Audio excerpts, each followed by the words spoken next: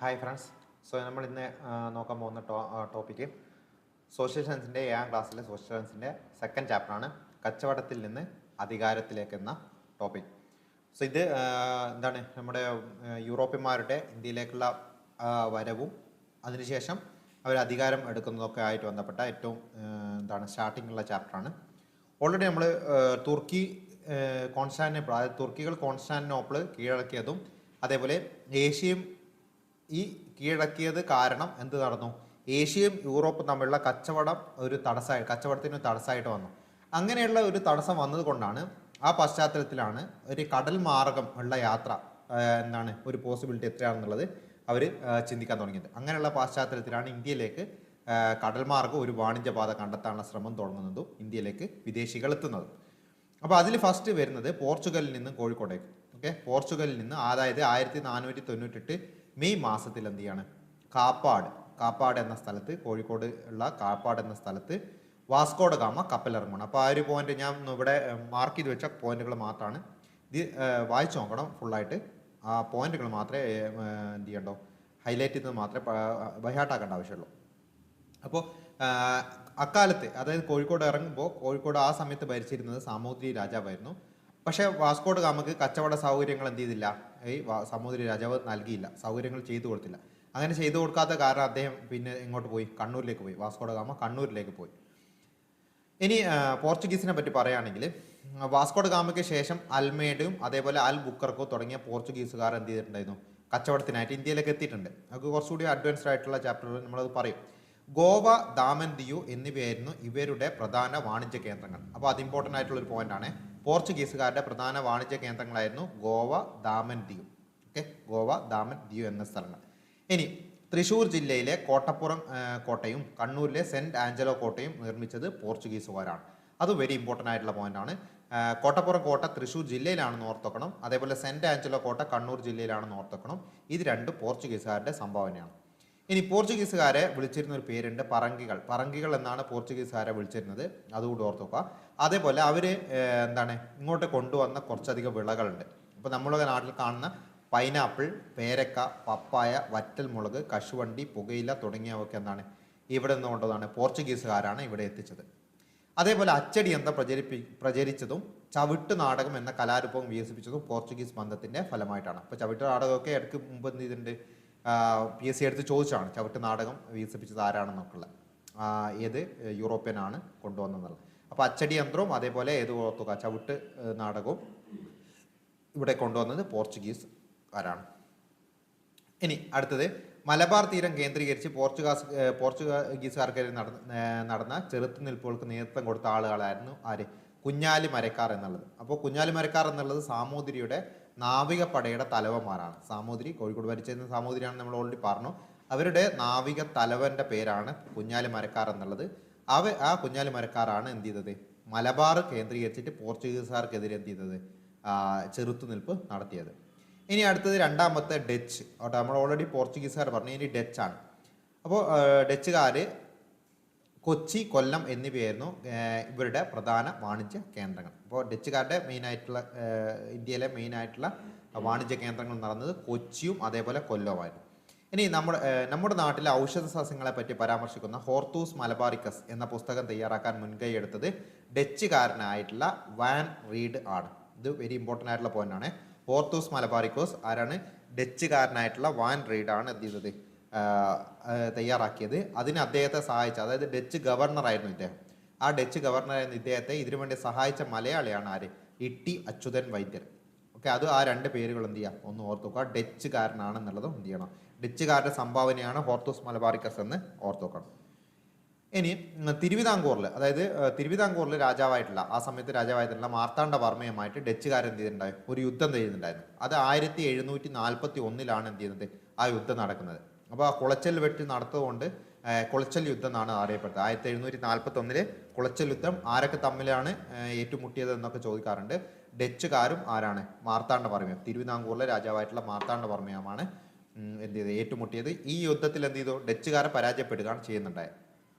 ഇനി പോർച്ചുഗീസുകാർ നമ്മൾ ഓൾറെഡി പറഞ്ഞു, പറങ്കികൾ എന്ന് വിളിച്ചിരുന്നുണ്ട്. അപ്പോൾ ഡച്ചുകാരെ വിളിച്ചിരുന്ന പേരാണ് ലന്തക്കാർ. അപ്പോൾ ലന്തക്കാർ എന്നറിയപ്പെട്ടത് ആരാണ്, ഡച്ചുകാരാണ് ലന്തക്കാർ എന്ന് അറിയപ്പെട്ടത്. ഇനി അടുത്തത് മൂന്നാമത്തതാണ് ഇംഗ്ലീഷുകാരുടെ വരവ്, അതായത് ബ്രിട്ടീഷുകാരുടെ അല്ലെങ്കിൽ ഇംഗ്ലീഷുകാരുടെ വരവ് നടന്നത്. 1600 ലണ്ടനിൽ ഇംഗ്ലീഷ് ഈസ്റ്റ് ഇന്ത്യ കമ്പനി രൂപീകരിച്ചു. ആ പോയിന്റ് ഓർത്ത് വെക്കണം. 1600 ലണ്ടനിൽ എന്ത് ചെയ്യുന്നത്, ഈസ്റ്റ് ഇന്ത്യ കമ്പനി, ആ കമ്പനിയാണ് ഇന്ത്യയിലേക്ക് വരുന്നത്. അപ്പോൾ east India company, English east India company അല്ലെങ്കിൽ ബ്രിട്ടീഷ് ഈസ്റ്റ് ഇന്ത്യ കമ്പനി എന്ത് ചെയ്യുന്നത്, രൂപീകരിക്കുന്നത്. അപ്പോൾ കമ്പനിയുടെ ഇന്ത്യയിലെ ആദ്യത്തെ വാണിജ്യ കേന്ദ്രം ഗുജറാത്തിലെ സൂറത്തായിരുന്നു. അതും ഇമ്പോർട്ടൻ്റ് ആയിട്ടുള്ള ഫാക്റ്റാണ്. കമ്പനിയുടെ ആദ്യത്തെ വാണിജ്യ കേന്ദ്രം നടന്നത് ഗുജറാത്തിലെ സൂറത്തായിരുന്നു. അതിനുശേഷം മദ്രാസ്, അതായത് ഇപ്പോഴത്തെ ചെന്നൈ, കൽക്കത്ത, ബോംബെ എന്ന് വെച്ചാൽ ഇപ്പോൾ ഉള്ള മുംബൈ, ഇതൊക്കെ എന്താണ് അവരുടെ വാണിജ്യ കേന്ദ്രങ്ങളായിട്ട് മാറി. അതിനുശേഷം പിന്നെ നാലാമത് വരുന്നതാണ് ഫ്രഞ്ചുകാർ. 1664 ഫ്രഞ്ച് ഈസ്റ്റ് ഇന്ത്യ കമ്പനി എന്ത് ചെയ്യുന്നത്, രൂപീകരിക്കുന്നത്. അവർ ഇന്ത്യയിലെത്തിയപ്പോൾ അവരുടെ മെയിനായിട്ടുള്ള കേന്ദ്രങ്ങൾ എന്ന് പറയുന്നത്, കച്ചവട കേന്ദ്രങ്ങൾ എന്ന് പറയുന്നത് പോണ്ടിച്ചേരി, അതായത് ഇപ്പോൾ പോണ്ടിച്ചേരി, മുന്നേ പുതുച്ചേരി എന്നറിയപ്പെടും.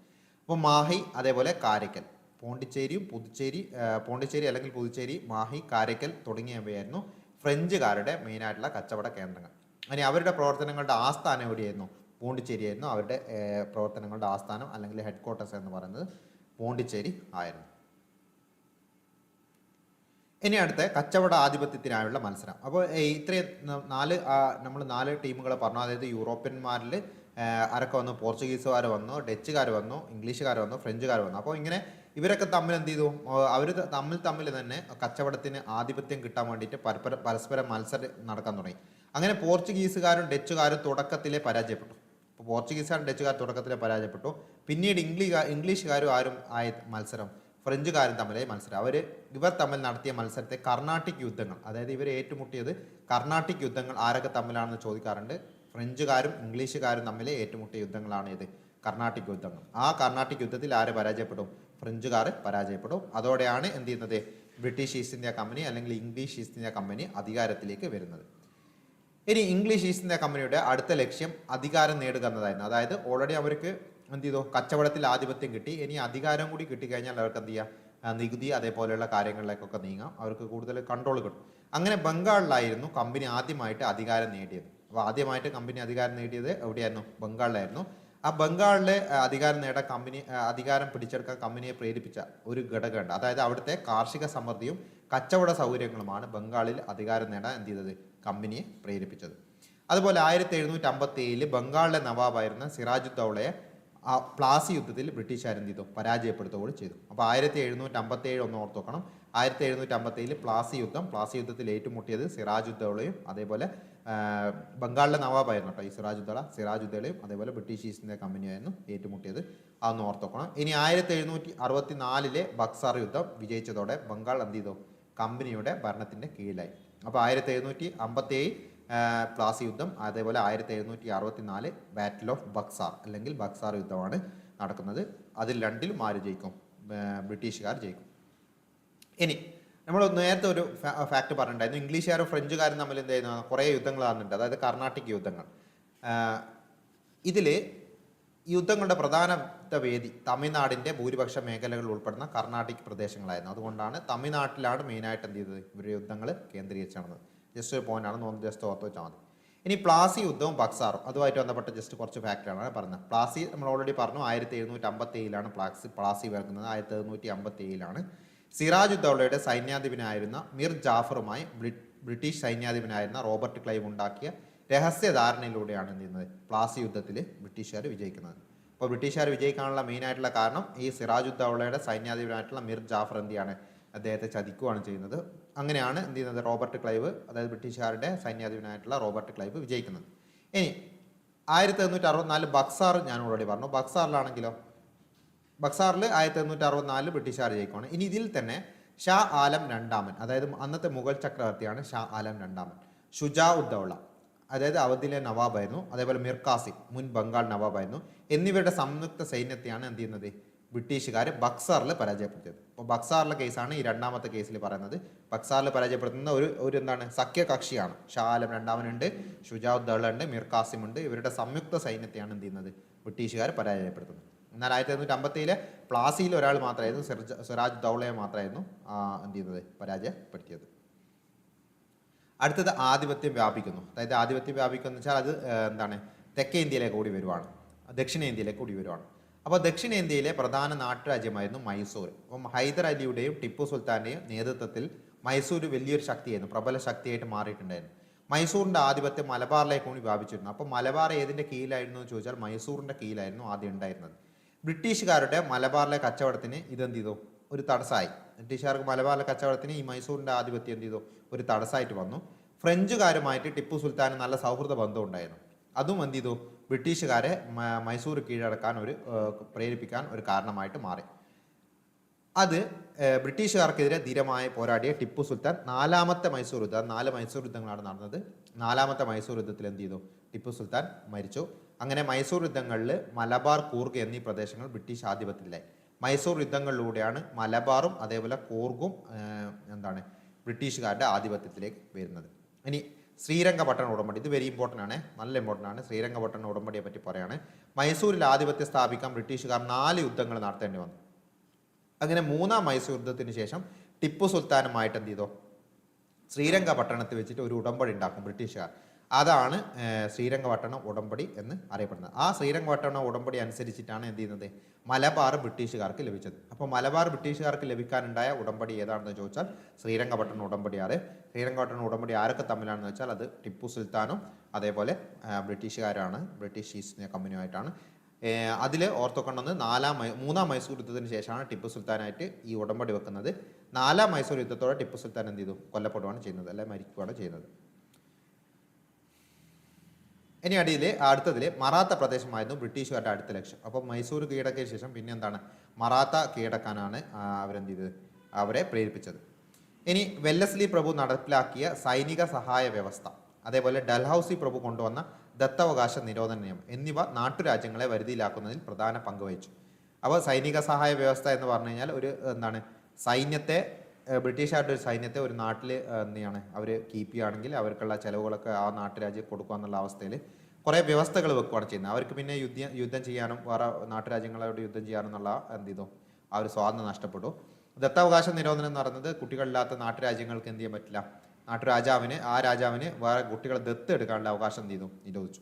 അങ്ങനെ ഇങ്ങനെയുള്ള കുറേ നിയമങ്ങൾ കൂടിയാണ് എന്ത് ചെയ്തത്, നാട്ടുരാജ്യങ്ങളെ വരുതിയിലാക്കാൻ ഈ ബ്രിട്ടീഷ് ഈസ്റ്റ് ഇന്ത്യ കമ്പനിക്ക് സാധിച്ചത്.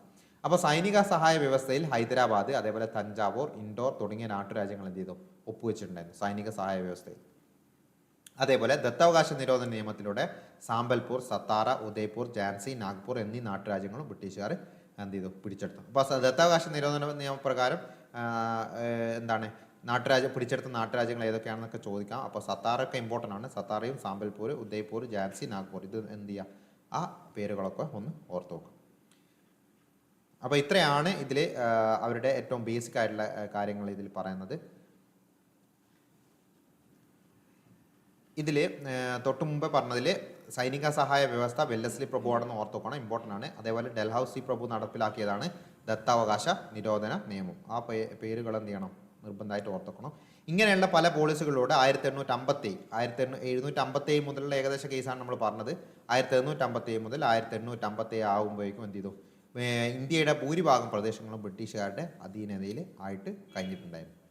അപ്പോൾ ഇതാണ് കമ്പനി അധികാരത്തിലേക്കുള്ളതിൻ്റെ രത്ന ചുരുക്കമാണ് ഈ ഒരു ചാർട്ടിൽ നിങ്ങൾക്ക് കാണാൻ പറ്റുന്നത്. യുദ്ധങ്ങൾ, അതേപോലെ കീഴടക്കിയ മാർഗ്ഗങ്ങൾ, നിയമനിർമ്മാണങ്ങൾ വഴി എങ്ങനെയൊക്കെയാണ് അവർ കീഴടക്കിയത് എന്നുള്ള രീതിയിലൊക്കെ ഇവിടെ കാണാൻ പറ്റും. അപ്പോൾ ഇതാണ് ഏറ്റവും ബേസിക് ആയിട്ടുള്ളത്.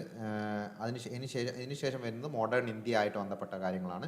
അപ്പം അടുത്തത് നമുക്ക് സിലബസിൽ ഉള്ള ഒത്തിരി ഉള്ള ഭാഗങ്ങളാണ്, വെരി ഇമ്പോർട്ടൻ്റ് ആയിട്ടുള്ള ഭാഗങ്ങളാണ്. അടുത്ത 3ാമത്തെ ചാപ്റ്ററായിട്ട് നമുക്ക് അടുത്തൊരു ക്ലാസ്സിൽ